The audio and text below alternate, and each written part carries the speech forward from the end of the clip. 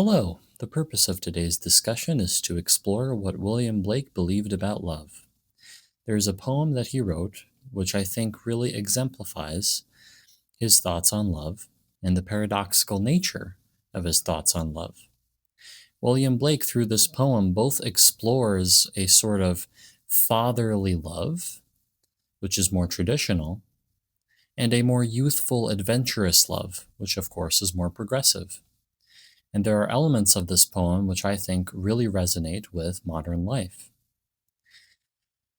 I also think it's worth mentioning that this is my favorite William Blake poem, and it's also one of the most underappreciated poems by William Blake from what I've researched for the making of this video. The poem is called A Little Girl Lost, and already with the title, we see some of William Blake's genius creatively. William Blake is somebody who seems to care very much about diction and can pack a whole lot of information in just a few words. The title, A Little Girl Lost, is already genius because if we read it very slowly, we sort of get the emotional trend of the full poem captured in just the title. We have a little girl, which communicates innocence and something wonderful and something vulnerable. And that wonder and innocence is crushed with the following word, lost. So if this title were to be read very slowly, we would have a little girl lost. William Blake creates something wonderful and then destroys that vulnerable creation.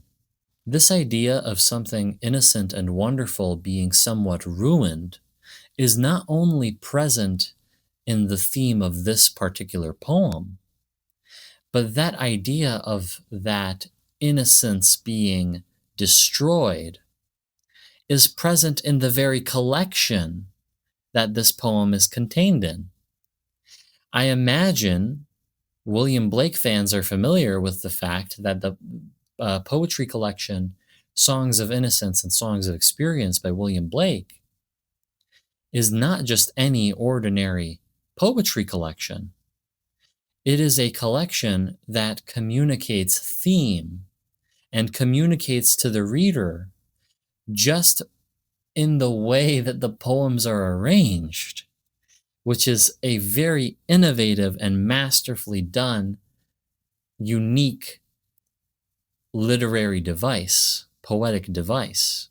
While William Blake wasn't the first person to juxtapose poems in this way, I think it's fair to say that he practically perfected this art. The whole point of this poetry collection is to explore innocence and experience and that relationship, with the poems in the beginning of the collection being dedicated to innocence, and the poems in the later part of the collection being dedicated to experience.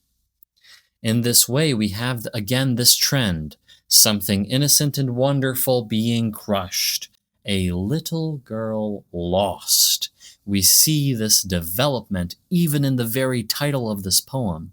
That is how carefully William Blake was paying attention to diction. And if you're still not convinced that the title of this poem is meant to reflect that trend of innocence being destroyed, I want you to take into careful consideration the syntax.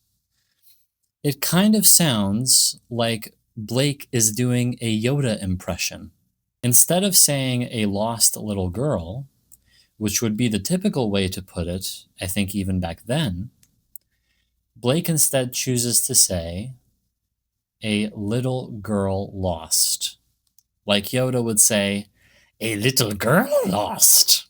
That's my best attempt at a Yoda impression. It's unusual, and I believe that the choice of syntax here is precisely to reflect this sort of emotional contour, if you will, that rising feeling of vulnerability and loveliness of just a little girl, and then that idea being crushed with the word lost.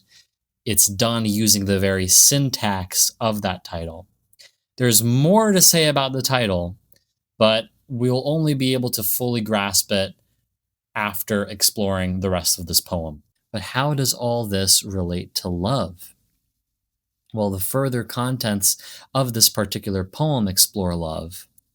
And we see that in this poetry collection, there are a lot of topics that William Blake is discussing, and all of them are related to innocence and experience.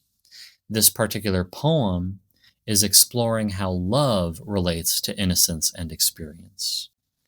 So, without further ado, we've spent quite a bit of time just exploring the 4 words of the geniusly crafted title. Let's get into the contents of the poem itself. First of all, this poem has one of my favorite openings of all time. The best opening of all time, in my opinion, is the opening to A Tale of Two Cities by Charles Dickens. And I don't think that'll ruffle any feathers by me saying that. That is sort of the basic answer to the best opening of all time. That being said, this opening is probably my second favorite opening in all of the Western canon and all of literature in general that I've read. It's in this overlooked poem by William Blake. The introduction goes like this. Children of the future age, reading this indignant page, know that in a former time love, sweet love, was thought a crime. Wow, very, very good stuff. This opening follows a trochaic meter, sort of giving it weight in that way. Because imagine if I'm just talking to you typically without much rhythm, that doesn't give it too much weight with what I'm saying. But if I were to talk like this, then all of a sudden you have, although that's iambic, it doesn't really matter too much. The fact is that he's paying careful attention to meter. You all of a sudden have a weight. You have this sort of almost archaic feel to this, like it's a sort of something that survived the test of time. And time is already something that we're talking about here. He's talking to generations ahead, and that's incredible because William Blake is a poet who was not recognized in his time, and it's almost as if he knows that he's going to be read way in the future. Yeah, he knows, oh, you guys, you normies aren't really up to my speed yet. Just wait a little while. I guess you guys aren't ready for that yet. But you kids are going to love it. Anyway, so he has that rhythm and that meter, and we can know for a fact. You might ask, like, how do we know that William Blake meant to have this sort of weighty feel in terms of this opening stanza? Like, you may ask, like, how do we know that William Blake had this in mind? How do we know that William Blake thought, I want this opening stanza to be very heavy and powerful and timeless? Obviously, besides the fact that he's talking to people of a future age, besides that fact, we can look further down into the poem and we see that his meter changes. So I'll just read a random stanza here. Once a youthful pair, filled with softest care, met in garden bright, where the holy light had just removed the curtains of the night. That's a very different meter than children of the future age, reading this indignant page, know that in a former time, love, sweet love was thought a crime. That is a very different meter.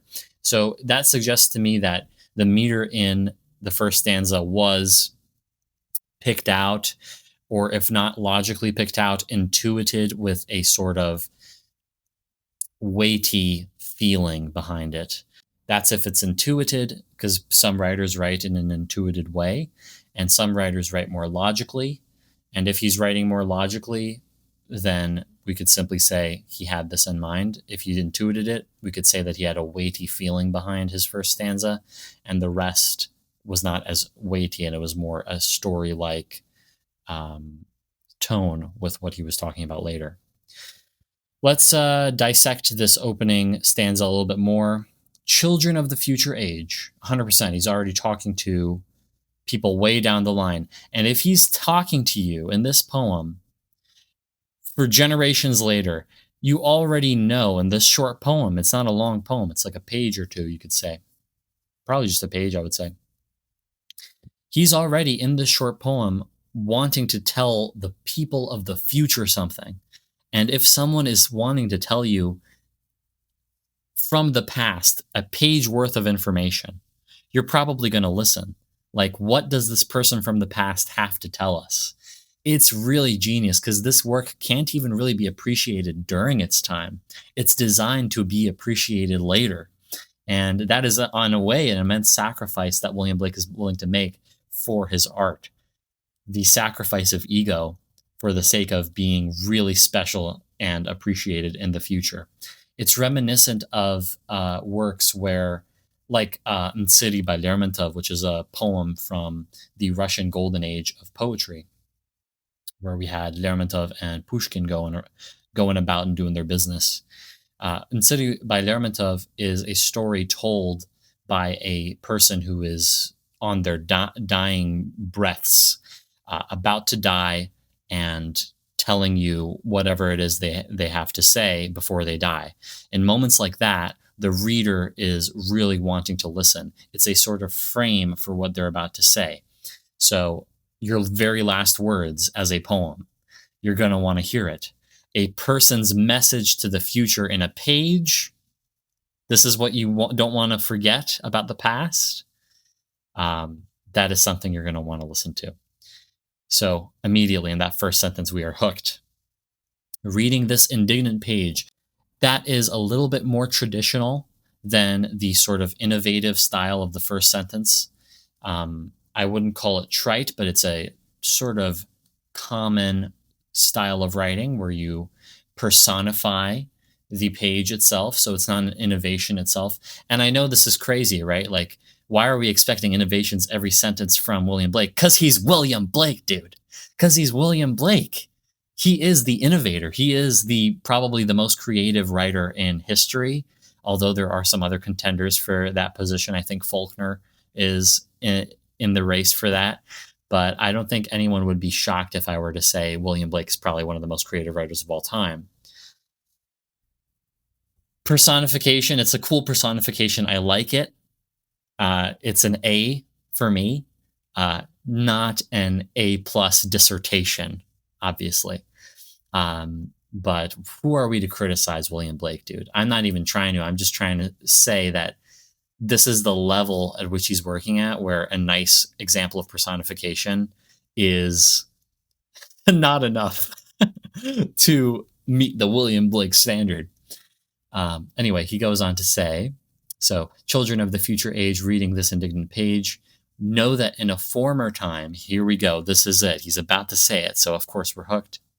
Love, sweet love, was thought a crime. Again, I want you to imagine an almost graph, a trend. Love, sweet love, he underscores sweet love, was thought a crime. And again, this innocent, wonderful thing is crushed. As we see is the trend of the title of this particular poem and the trend of the poetry collection itself. So love, sweet love. Here we get our first hint, folks, about what William Blake has to tell us about love. Our first hint is sweet love. He is speaking from an objective tone, from an objective standpoint, and he calls love sweet. All right. Now, this may seem like a silly thing to note because, of course, love is sweet. Everybody loves love. I wouldn't go as far as to say that. Some poets and writers are critical of love itself. I read this poem once. I'm afraid I don't remember who it's by, but there was a poem I read where someone compared love or romance or something of the kind, or dating or something like that, to a fire which you've been burned by and that you don't want to be near again. And again, that sounds kind of trite. They put it in a more eloquent way than I just said it. But that's an example of a known poet who had a critical opinion of love. And if you remember what that's called, I guess leave it in the comments, because if you're familiar with that poem, because I'm afraid I don't remember it right now. Essentially, we know that William Blake is not like that. He does have a positive opinion about love, but let's see where he takes it from there. I'm going to paraphrase and summarize the next parts of the poem. You could definitely read it yourself, and I recommend that you do. Essentially, William Blake talks about a maiden, a young lady, or possibly just an older girl, who goes out and is intimate with a male in a romantic way. So it's not particularly promiscuous. It's not particularly licentious, if you will, to put it in as polite a way as possible. It is an innocent exploration of love between these two young people. And I think that's clear to anyone who'd read the poem, unless you're looking at it from a Puritan lens, I suppose. The part that I would want to look at in particular would be the last two stanzas here. I'm going to read them now. To her father white came the maiden bright, but his loving look, like the holy book, all her tender limbs with terror shook. So here we have that young maiden returning from her rendezvous, where she had experienced a blissful, in her mind, wonderful experience of intimacy. And we don't really get too much of Blake's opinion on the effect, on the matter of it, except the fact that the maiden was in bliss while exploring intimacy. And obviously, we have to remember love, sweet love. That diction in the first stanza conveys to us that William Blake has a positive view of love. So William Blake loves love and conveys to us an experience that a young woman had where she explored intimacy and romance and love. And she enjoyed it. So now she goes to her father, and the father is white. Could it be because he's just a white guy? That would be a little bit redundant, considering that William Blake never left his home and never went, obviously, outside of Britain. So I think it would be redundant to just say it was a Caucasian guy. I do think that by white here, the only other option besides his skin color would be the fact that he is perhaps worried. So she goes to her father white. It says, came the maiden bright. And bright, again, she's just happy. She's blissful. And this is such a great part. But his loving look,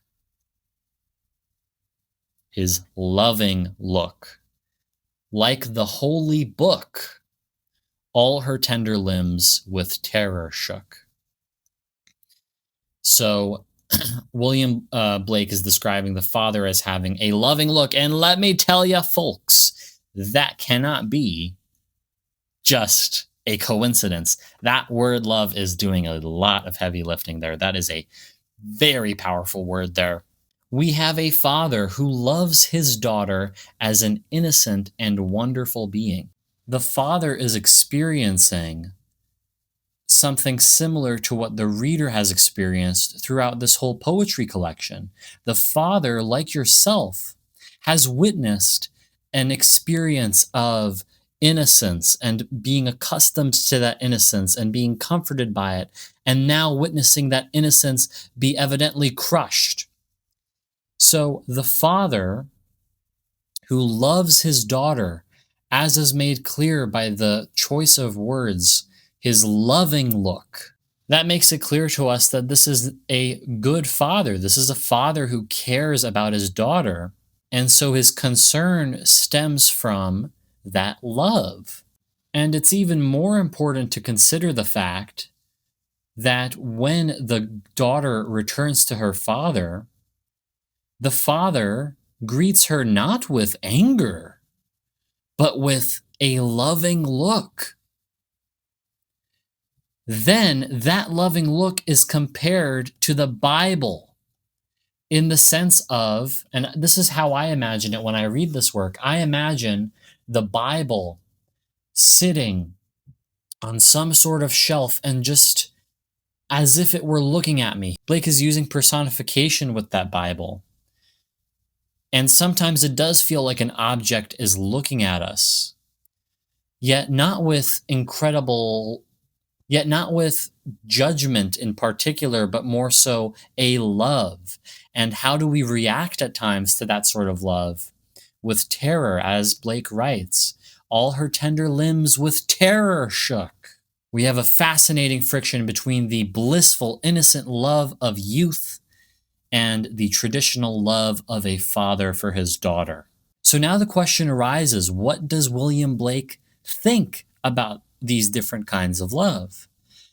I think at a surface level analysis of this work, especially if you've looked at some of William Blake's other work, for instance, if you've read The Visions of the Daughters of Albion, which is a longer poem and has a more feministic undertone. Additionally, if you've explored William Blake's life and are familiar with the fact that he educated his wife, he taught his wife how to read, you could read this poem, A Little Girl Lost, and interpret it as simply echoing those feminist ideals, which is great. That being said, I believe that it's deeper than that. I don't think that William Blake is simply preaching on that feminist point. I think it's more nuanced. And what makes it more nuanced is that opening stanza. And I want you to come back with me to this opening stanza, which really recontextualizes the last stanza that we read.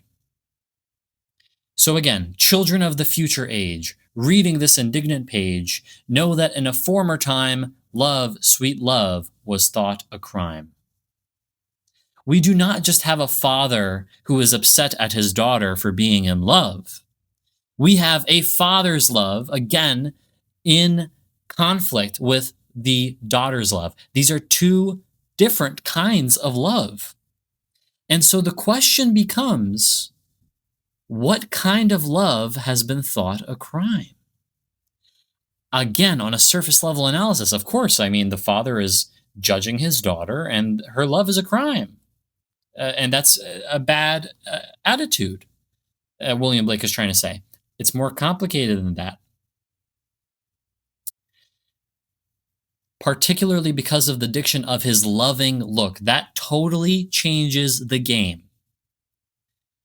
His loving look. There is love there too, and love is thought a crime. Blake does not say some love was thought a crime, or that youthful love was thought a crime. Blake outright declares in the first stanza, love, sweet love, was thought a crime. All love, period. There is no more specification for what kind of love. So what Blake is ultimately saying here is that yes, the father looks at his daughter's love as a crime and he turns white and he still cares for her. It's a loving look, but it's like the holy book. It's like the love of Jesus. And if you're familiar with that famous painting, I believe from the Byzantine period, and I'll correct myself if I'm wrong in that, there's this gorgeous painting of Jesus Christ where one part of his face is gentle and loving, and the other part of his face is uncanny and judging. That is sort of the duality of Christ. And here we have a father both white and loving. It's this very similar idea there. And it is sort of a reaction to someone you love has committed a crime. But now, let's look at it from the daughter's perspective, because we have understood and we have confirmed that the father is loving, his loving look. This is where we go beyond the traditional analysis of this. This is where we go beyond just saying, well, this is a work of feminism. And there's just more to it. The father, because he is loving, when we look at it from the daughter's perspective, she is reacting to that love also with terror. It's the same. The father is white from looking at how his daughter is acting. He is terrified or concerned or something along those lines. And likewise, the daughter is reacting to her father's loving look with terror. Her father's love with terror. And the father is reacting to his daughter's love with terror. And if we are to call one a crime from the perspective of the characters, then we must call the other a crime as well. They are fundamentally the same. Love, sweet love, was thought a crime, regardless of the kind of love. And that brings us back to the title of the poem, A Little Girl Lost. We see now that not only is the diction of the title reflecting the emotional contour, as I call it, of the poem as a whole and of the poetry collection as a whole, but the diction of the title also reflects the condition of the girl herself, who is feeling lost because she's unsure of how to navigate the world of love. On top of that, A Little Girl Lost reflects the father's perspective as he has lost his little girl. Here, William Blake is revealing his attitude towards love. William Blake is looking at the love of parents and the love of youth and validating both. A lot of the time, you'll see communities of people that go ahead and say, well, your parents love you. You got to listen to your parents. Don't go out and have lovers and romance. And then at the same time, you'll see other communities of people, again, in conflict with the former communities, which I have mentioned. These modern communities, they'll say, well, your parents, it's not their life, it's your life. And perhaps they love you, but go out and love who you want to love. William Blake is transcending that dialectic and saying, no, the youthful romance, that's valid. The love that your parents have for you, that's valid. Both should be treated with reverence. And now, here is the fascinating twist, folks. After 200 years, we have still not become the audience that William Blake is writing for. William Blake's work is still a time capsule. It is still waiting to be properly appreciated, because we do not live in an age where love is no longer thought to be a crime. We live in an age where love is still treated like a crime, depending on whether you are a youthful lover and a romantic, or if you are a loving parent. From both sides of this dialectic, you are still treating love as a crime. And the ultimate transcendence of this issue is to embrace all love.